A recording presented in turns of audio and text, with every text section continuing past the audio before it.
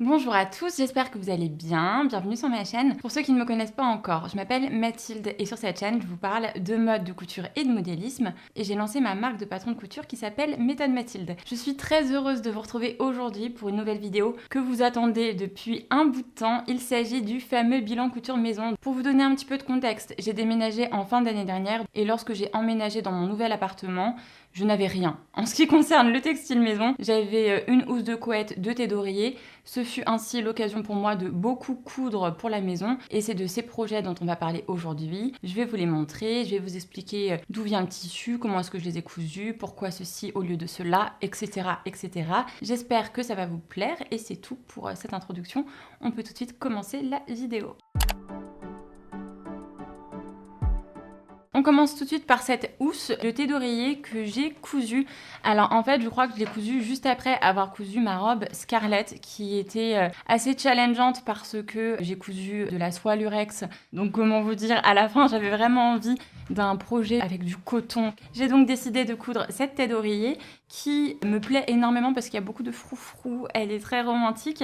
Il y a de fines rayures, alors on ne les voit pas du tout de loin, mais sur les plans d'insert, vous les verrez sûrement. Le coton vient de chez Sacré Coupon. Je l'avais dans mon stock de tissus et je l'ai retrouvé. Je me suis dit, ah, ce serait super chouette pour de la couture maison. Étant donné que c'est du blanc, je me suis dit, ce sera parfait pour une tête d'oreiller parce que c'est très facile à détacher, vu que je me mets le soir, avant de dormir, une tonne de crème et d'huile sur le visage, surtout de l'huile de jojoba. Ce qui fait que mes thés d'oreiller sont souvent tachés. Le fait que ce soit blanc, c'est super parce que tout part au lavage sur du blanc. Je mets du percarbonate de soude et ça part. Voilà. En ce qui concerne le design de cette thé d'oreiller, si vous voulez vous la reproduire, j'ai fait un tutoriel il y a déjà quelques années de cela, c'est une de mes premières vidéos YouTube. La seule différence, c'est que dans le tutoriel d'il y a quelques années, je la couds en satin de soie avec des plis. Et là, vous l'avez compris, ce sont des fronces. Que vous dire d'autre? Dans le dos, j'ai mis des petits boutons. Et ah oui, c'est ça aussi dont je suis un peu contente. J'ai mis un biais à l'arrière du volant pour que lorsque le volant se relève, on ne voit pas de vilaine rentrée de couture de fronce qui s'effiloche. Alors le seul hic de cette thé d'oreiller, je dirais, c'est que à repasser, c'est un enfer. Là, je l'ai repassée tout à l'heure pour vous parce que j'avais pas envie de vous la montrer toute froissée, vu que c'est du coton, ça se froisse assez rapidement. Repasser une thé d'oreiller avec autant de volants, bon, j'ai pas été très patiente, hein, c'est pas repasser à la perfection. Ce n'était clairement pas super satisfaisant. Au départ, je l'avais mise dans ma chambre et maintenant, elle est sur le canapé du salon parce que j'aime bien avoir des pièces aussi romantiques que celle-là aussi dans le salon. C'est pas réservé à la chambre chez moi. Si vous voyez mon board Pinterest maison, c'est vraiment full romance, que du beige, du rose, du bleu pâle, du vert pâle, des froufrous. C'est vraiment ce dont j'ai envie en ce moment. Lorsque je vois des pièces romantiques, je me sens tout de suite super bien, super dans mon élément. Cette tête d'oreiller qui fait clairement chambre. Et maintenant, dans le salon, j'ai fait un tableau. Alors j'ai pas cousu, mais j'ai utilisé du tissu, donc je me suis dit que j'allais vous le montrer quand même parce que ça comptait. Je vous ai tourné un petit réel sur Instagram où je vous montre comment est-ce que j'ai fait. Ce qui est très simple, hein. J'ai coupé un rectangle et je l'ai mis dans le cadre. Ça agrémente le mur d'affiches qui est juste au-dessus de mon bureau. Je trouve ça trop sympa parce que quand je travaille, quand je coupe, j'ai toutes mes affiches très jolies. Il y en a que je me suis offerte, il y en a que ma sœur m'a offerte pour Noël. Et en plus, je me suis dit que si je cousais quelque chose avec ce tissu pour mon salon, ça ferait un petit rappel fort sympathique. Ce tissu, je vous en ai pas parlé, je l'aime trop. Je le trouve trop beau. Il est rose avec des petits oiseaux gris. J'ai acheté ce tissu au marché Saint-Pierre et plus précisément à l'étage ameublement. On ne peut pas réaliser un tableau avec n'importe quel tissu. Il est nécessaire que ce dernier ait un grammage plutôt élevé ainsi qu'une main assez rigide. Si votre tissu est trop fin, il va dégringoler à l'intérieur de votre cadre. Si vous désirez quand même l'utiliser pour réaliser un tableau parce que l'imprimé est fort joli, vous pouvez le thermocoller. Cela permettra à ce dernier de mieux se tenir. C'est romantique, ça me plaît beaucoup. Voilà quelque chose d'un peu différent que j'ai cousu.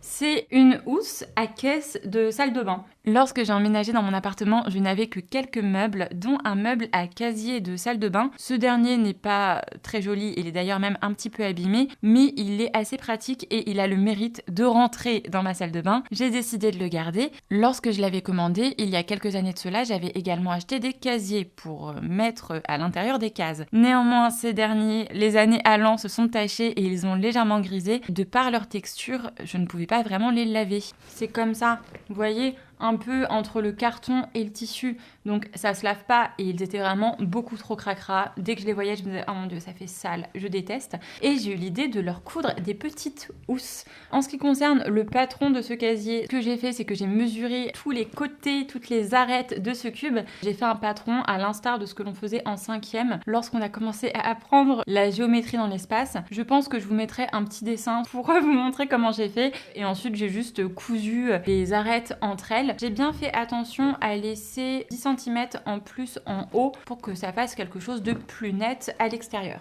Et je vous avoue, c'est tout bête, mais ça m'a rendue super contente parce que maintenant ma salle de bain est beaucoup plus jolie. Ce qui est fort pratique, c'est que si je tâche ces housses de caisse de salle de bain, eh bien je peux tout à fait les laver, ce qui n'était pas le cas des caisses de salle de bain en elles-mêmes, comme je vous l'ai dit tout à l'heure. Et si un jour j'en ai marre de ce tissu, je m'en couds un autre.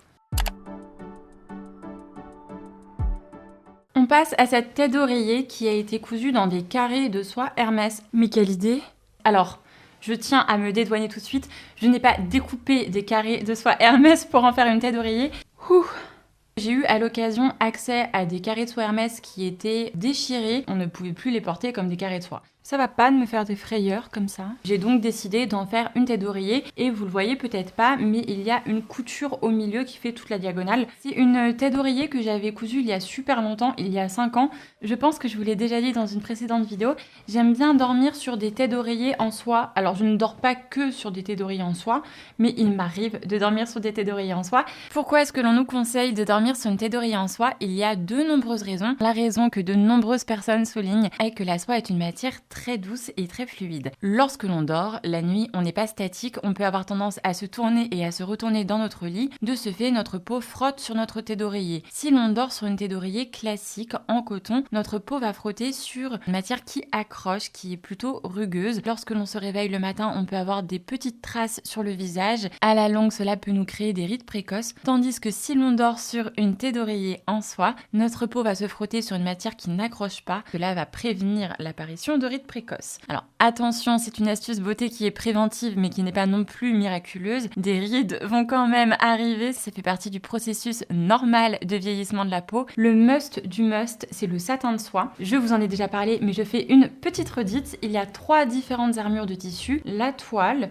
le serger et le satin. Et en anglais, ça fait la toile, canvas je crois, twill et satin, c'est la même chose en anglais. Cette partie-là de la tête d'oreiller, c'est du twill de soie, puisque les carrés des grandes maisons sont toujours faits en twill de soie, donc en serger. Lorsque l'on regarde le twill de très près, on peut apercevoir les petites diagonales sur le tissu. Et là, le dos de cette tête d'oreiller, oh, il y a des taches. Le dos de cette tête d'oreiller est fait en satin de soie. J'ai utilisé une chute de mon petit chemisier Scarlett, que vous avez beaucoup aimé. Vous avez peut-être déjà entendu qu'outre le fait de dormir sur de la soie, il est conseillé de dormir sur du satin de soie. Pourquoi le satin en particulier? Parmi les 3 armures principales de tissu que je vous ai citées juste à l'instant, le satin est l'armure la plus douce, la plus soyeuse, la plus brillante, également la plus fragile. C'est pour cela que l'on conseille de dormir sur une tête d'oreiller en satin de soie. Ici, j'ai une tête d'oreiller qui est moitié-moitié, moitié tuile de soie et moitié satin de soie. Ce que j'ai fait en janvier, c'est que j'ai décousu la tête d'oreiller que j'avais déjà cousue parce qu'elle commençait à se déchirer sur les côtés, elle commençait à se déchirer au milieu et j'ai recousu une nouvelle tête d'oreiller en rabotant dans les rentrées de couture pour ne plus coudre là où c'était déchiré. Elle est plus petite que celle que j'avais à l'origine parce que j'ai dû raboter je pense au moins de 2 cm partout.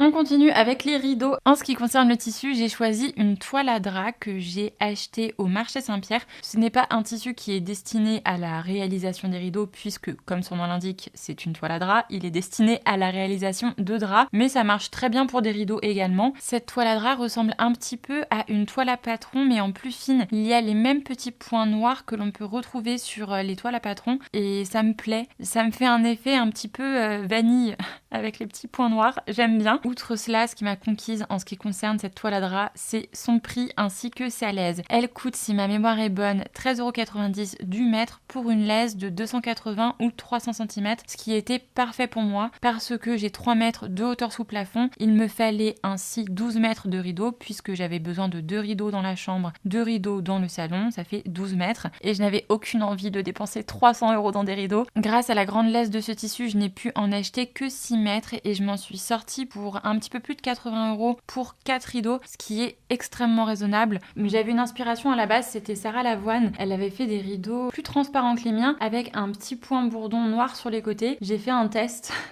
Et ensuite, je me suis rendu compte que si je devais me faire 12 mètres en point bourdon, j'allais juste perdre patience. Donc je me suis dit, non, en fait, l'idée ne me plaît pas tant que ça pour le temps que je vais y passer. J'ai donc décidé de faire juste des doubles rentrées sur les côtés. Idem pour l'ourlet. Parlons de la longueur des rideaux. J'avais vraiment envie d'avoir des rideaux qui blousent par terre, qui traînent même un petit peu par terre. Je trouve ça super joli et très chic. Alors peut-être que vous ne serez pas d'accord avec moi et que vous allez crier au mauvais goût dans les commentaires, mais c'est ce que j'aime, donc c'est ce que j'ai fait. Ça me fait un effet un petit peu château et je suis très sensible à l'univers des châteaux.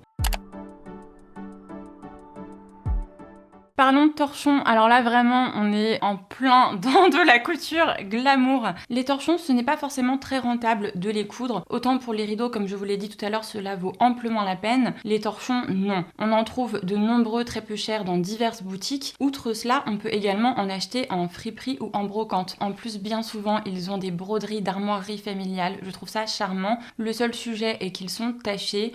Mais j'ai envie de vous dire, un torchon, au bout de 2 semaines d'utilisation, est bien souvent taché. Donc qu'on l'achète taché ou qu'on le tâche au bout de 2 semaines, cela ne fait pas une grande différence à mes yeux. J'étais avec ma maman le jour de la Sainte Mathilde et je crois vous l'avoir déjà dit dans une précédente vidéo. Dans ma famille, on fête les saints. Donc souvent, mamie Monique m'offre un pull. Alors là, je ne vous dis pas comme je suis aux anges. Et ma maman m'offre des tissus. C'est un tissu qui se présente comme ceci. C'est un coton avec des carreaux roses légèrement saumon. Je sais pas pourquoi. Et j'ai voulu faire rentrer beaucoup de torchons dans le coupon que j'avais. Et du coup, ils sont tout petits.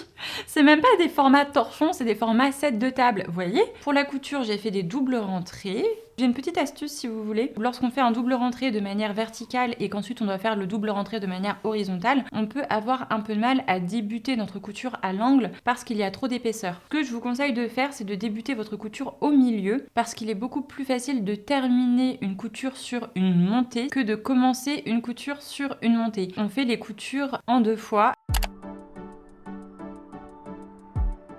Parlons housse de table à repasser. Alors là, elle est toute froissée parce que je viens de la laver. Je la lave une fois de temps en temps, étant donné que Choupette passe sa vie sur la housse de table à repasser. Je pense qu'elle pense que c'est juste un lit pour chat. Lorsque j'ai emménagé, j'ai dû m'acheter une table à repasser parce que je n'en avais pas. J'en ai trouvé une que j'aimais beaucoup, celle que vous voyez dans mes vidéos. Je l'aimais beaucoup parce qu'elle a des pieds en bois. Et étant donné que j'ai quasiment toujours ma table à repasser de sortie, je me suis dit, tant qu'à faire, autant en prendre une que je ne trouve pas esthétiquement non plaisante. Parce qu'elle sera toujours dans mon champ de vision. En particulier depuis que j'ai créé ma marque de patron de couture. On a créé une marque ? Bah Mathilde, ça fait presque 1 an. Oui, alors je te prie de m'excuser d'avoir une vie, mais est-ce que cela veut dire qu'on est notre propre patron ? Toi non. Mais comment cela ? Moi non. Je fais quoi ? Bah toi, tu fais tes commentaires, mes figues, mes raisins, scotchés devant le dressing. Oui, tu as raison, c'est déjà beaucoup. Mais quand même, tu vois, plus j'y pense, plus je me dis que je pourrais m'investir plus. Tu sais même pas coudre ? Non, mais je regarde toutes tes vidéos au cas où j'y apparaisse. Si tu veux, je peux te proposer un poste de stagiaire.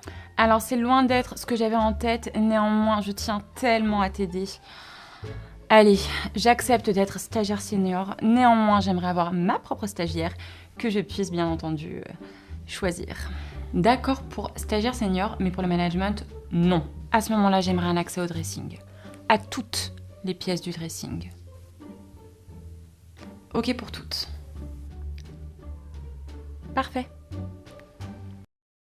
On reprend, j'ai acheté une nouvelle table à repasser et elle était vendue avec une housse de table à repasser beige qui était très jolie, mais à un moment donné, lorsque j'ai cousu la robe Scarlett, j'ai thermocollé un tissu avec du thermocollant noir qui m'a complètement ruiné la housse de table à repasser et je l'ai lavée plusieurs fois, c'était irrécupérable. J'ai donc décidé de m'en coudre une. J'ai trouvé ce tissu chez Sacré Coupon. En ce qui concerne la mise au point du patron de ma housse de table à repasser, je suis repartie des dimensions de la mousse que j'avais encore. J'ai décalqué ça sur mon tissu, j'ai rajouté quelques centimètres pour les valeurs de couture et j'ai coupé 2 fois ce gabarit. J'ai placé mes 2 morceaux de tissu endroit contre endroit, je les ai cousus à 1 cm du bord en laissant un petit trou pour pouvoir retourner ma housse. J'ai cranté le long des coutures, j'ai retourné ma housse. Une fois la housse retournée, j'ai aplati les coutures au fer à passer, puis endroit de ma housse de table à passer sous les yeux, j'ai piqué à 1,5 cm du bord tout au long de cette dernière afin de créer une coulisse. À l'intérieur de cette coulisse, je suis venue passer un ruban que j'ai cousu dans le même tissu afin que tout soit bien coordonné, que tout soit bien ton sur ton. Je pense que vous l'avez compris, ici on est dans le soin du détail. C'est un projet couture qui est assez simple à réaliser et que je trouve super satisfaisant parce que si vous cousez beaucoup, vous utilisez sûrement beaucoup votre table à repasser et je trouve ça chouette d'avoir une jolie housse de table à repasser. En plus, celle que j'ai cousue est réversible. Comme ça, si jamais je tourne un tutoriel, que je l'attache et que je ne veux pas vous montrer des tâches, je la retourne et j'ai pas besoin de la relaver alors que je suis en pleine semaine de tournage de tutoriel.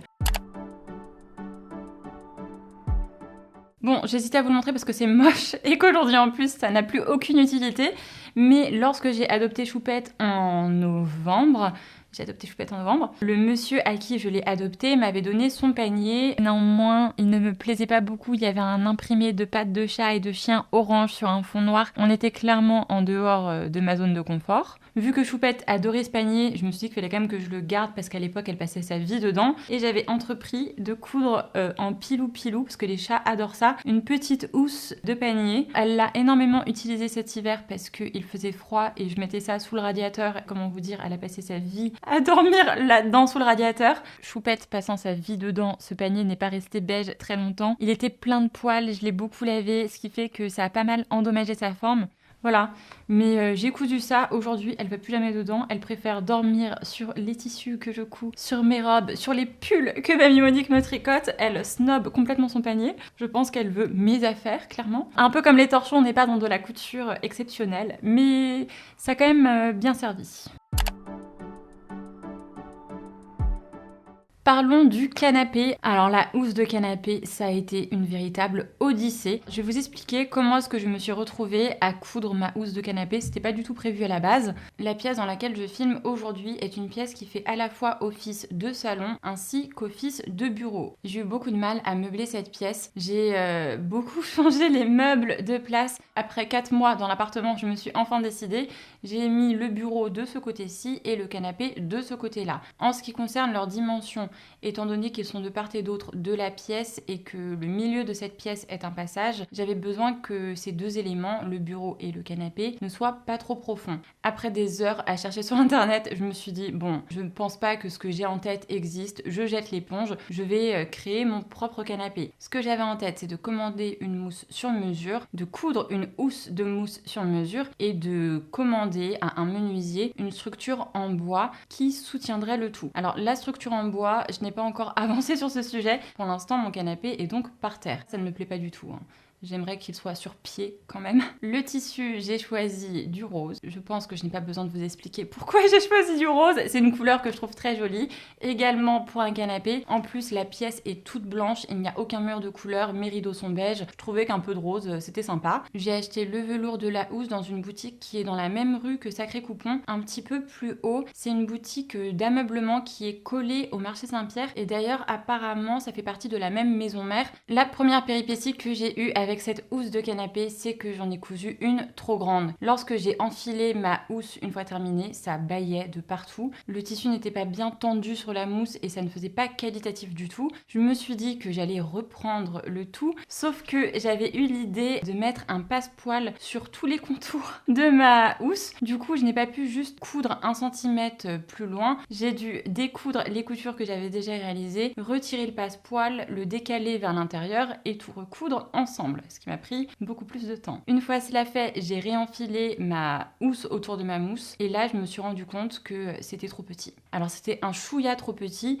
donc il était possible d'enfiler la housse mais en forçant énormément et j'ai fait craquer mon tissu, mais parce que j'ai eu une idée qui n'est pas forcément une mauvaise idée, mais dans l'application, j'aurais pu faire quelque chose de différent, que je vous raconte mon idée. Afin d'optimiser l'emploi de mon tissu en velours rose, je me suis dit que je n'allais pas l'utiliser pour le dos du canapé ainsi que pour le dessous du canapé. Selon moi, ce n'était pas nécessaire parce que ce ne sont pas des endroits qui se voient. J'ai utilisé un autre tissu pour ces parties-là et j'ai pris ce que j'avais sous la main, c'est-à-dire de la toile à patron. Une toile à patron ne correspond clairement pas aux caractéristiques type des tissus d'ameublement. Les tissus d'ameublement doivent être solides avec une certaine résistance au frottement, etc.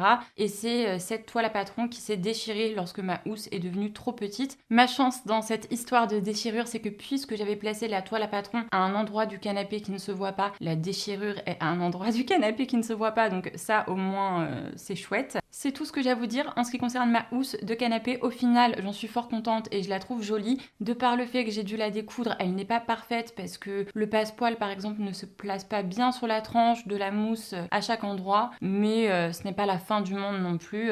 Je la trouve acceptable.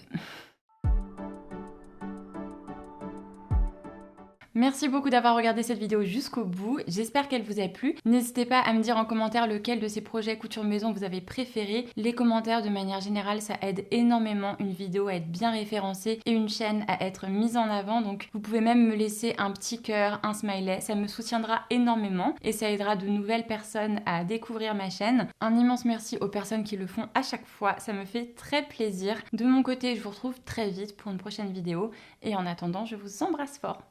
Bye bye!